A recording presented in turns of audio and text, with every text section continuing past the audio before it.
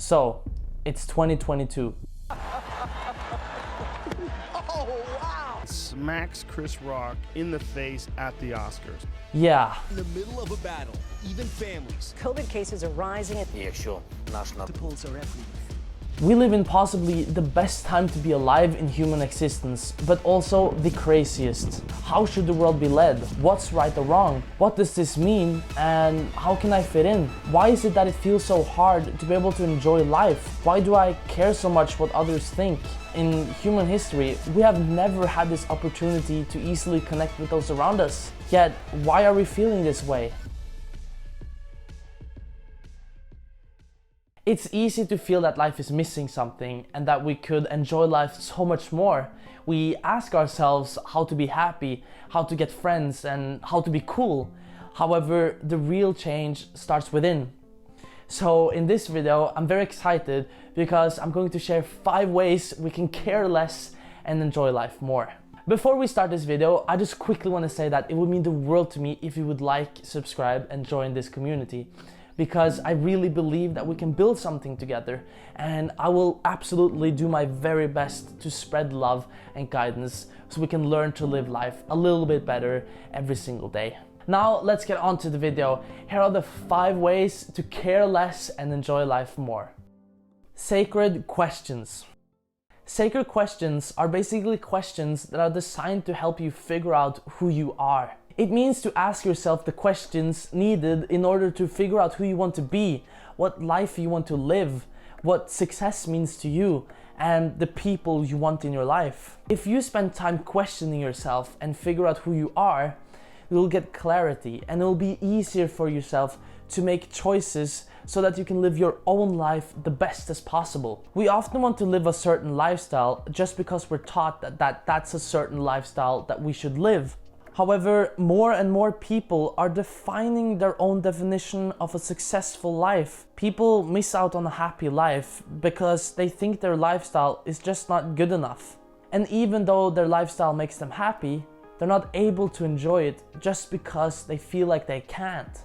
Because they feel like their lifestyle isn't good enough. You gotta realize what happiness means to you and also what a happy life looks like to you, and not being affected by what anyone else thinks. Because that's the key to live your own life the best as possible. I think if it makes you happy, then do it. The power of being alone.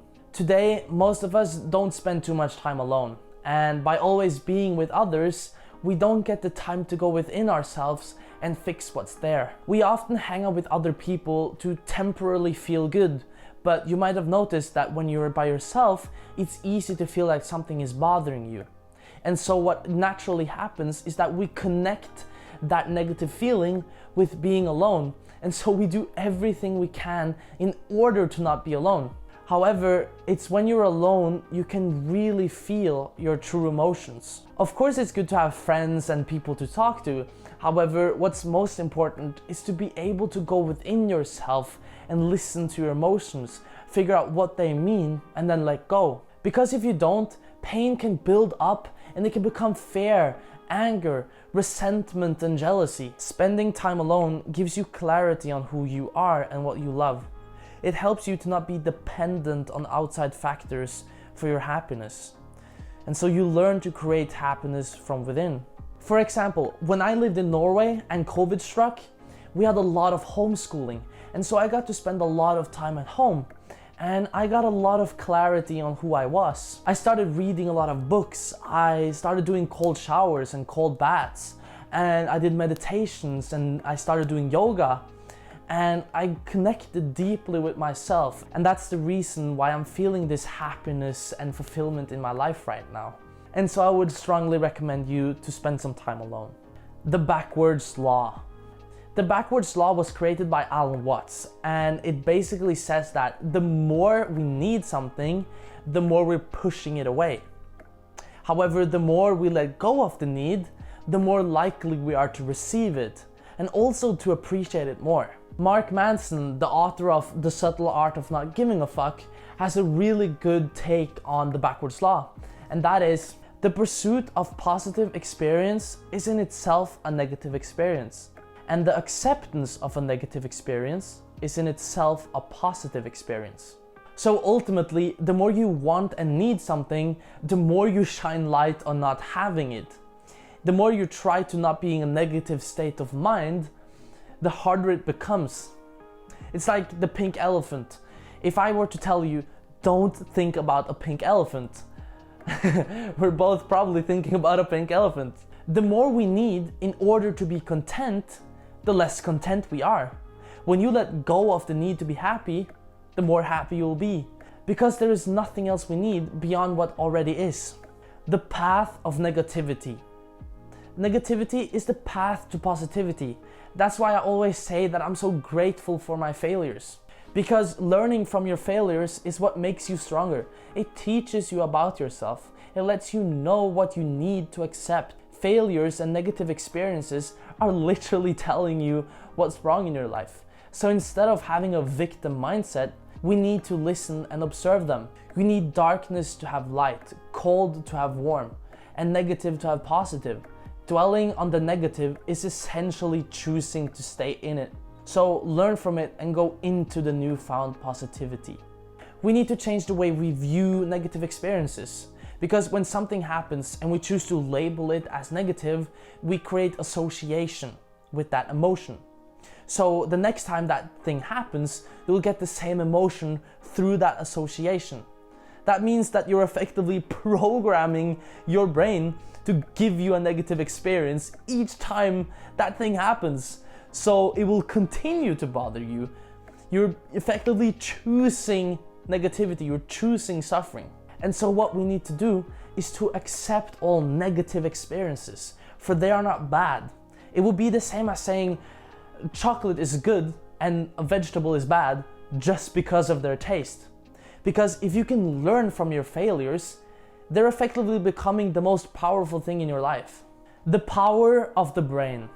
By always trying to be happy, you're mostly noticing when you're not.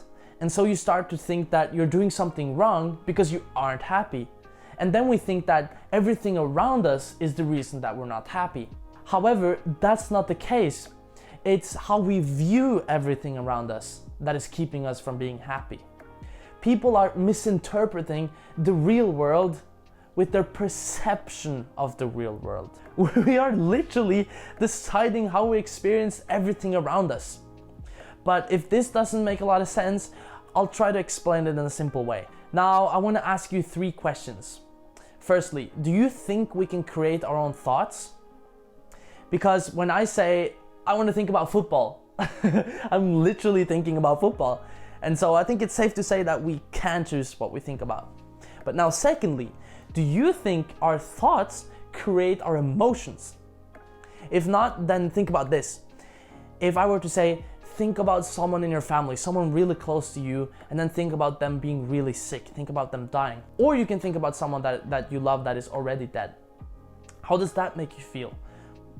Most likely you're feeling kind of sad, right? But if I were to say, think about the happiest memory in your life, think about the lovely people that you have in your life that are taking care of you, the friends you have, the fun experiences that you're having, you're most likely feeling very excited and passionate and love, right? So I think it's safe to say as well that we can choose our emotions through our thoughts. Last question. Do you think our emotions decide how we experience life? Let's, for example, say you take a roller coaster 2 times. The first time you do it, you think about your friends and the people you're going with, and you have no worries. You're just thinking about how fun it's going to be. And so you have a lot of good emotions. And so you take that roller coaster and you're having a lot of fun. However, on the second turn, you're thinking about everything that can go wrong. You're scared. You're scared of the roller coaster stopping, not working the way it's supposed to be. And so the second ride, you're terrified and you're not having fun. And so you see, we have the exact same thing happening, but we have 2 entirely different experiences. And that's the power of your brain. So to summarize, we have the sacred questions, the power of being alone, the backwards law, the path of negativity, and the power of the brain. I hope you enjoyed this video because I'm really trying my very best to create the best possible content that I can, And I also just want to say that I'm extremely grateful for you taking your precious time to watch my content. And also I just want to say it would mean the world to me if you would like, subscribe and join this community. Please comment down below what you think about this video, how I can improve and what you would like to see next. As always, my name is Hendrix and I'll see you later. Love and guidance.